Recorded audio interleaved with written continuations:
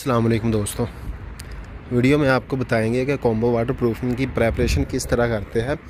Combo water proofing से पहले कौन से काम इम्पोर्टेंट होते हैं जो आपने करवाने होते हैं। सबसे पहले जब आपने कॉम्बो वाटर प्रूफिंग शुरू करनी होती है उससे पहले आपकी जो नीचे डीबी में इलेक्ट्रिक पाइप हैं वो कंप्लीट होने चाहिए। डीबी आपकी नीचे कंप्लीट होनी चाहिए और उसके बाद आपने क्या करना है, जो आपका एसी यूनिट का आउटडोर आएगा उसके लिए जो आपकी पीसीसी होगी ऊपर, आपने 15 सेंटीमीटर वाटर प्रूफिंग की मार्जिन छोड़ के उसके ऊपर पीसीसी कर देनी है। या आप सॉलिड ब्लॉक भी लगवा सकते हैं या आप पीसीसी करवाने 25-30 सेंटीमीटर।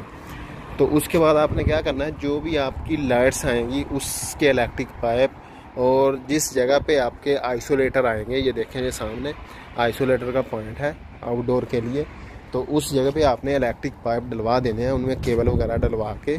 तो आउटडोर के पॉइंट डलवा के ये देखें इधर भी 3 आउटडोर आएंगे, तो इधर भी आइसोलेटर के जो पाइप्स हैं वो डाल दिए गए हैं, उसमें केबल डाल दी गई है।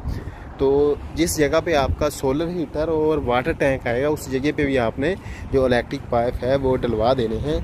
और बाकी जो आपके पीवीसी पाइप आपने छोड़े होते हैं इलेक्ट्रिक केबल के लिए वो आपने छोड़ देने हैं। जो एक्स्ट्रा पाइप हों उनको आपने क्लोज़ कर देना है। तो उसके बाद फिर क्लीनिंग करवा के आप वाटर प्रूफिंग स्टार्ट करवा सकते हैं। लेकिन आपने जो इलेक्ट्रिक का काम करना होता है स्लैब के ऊपर वो आपका कंप्लीट होना चाहिए पहले उससे।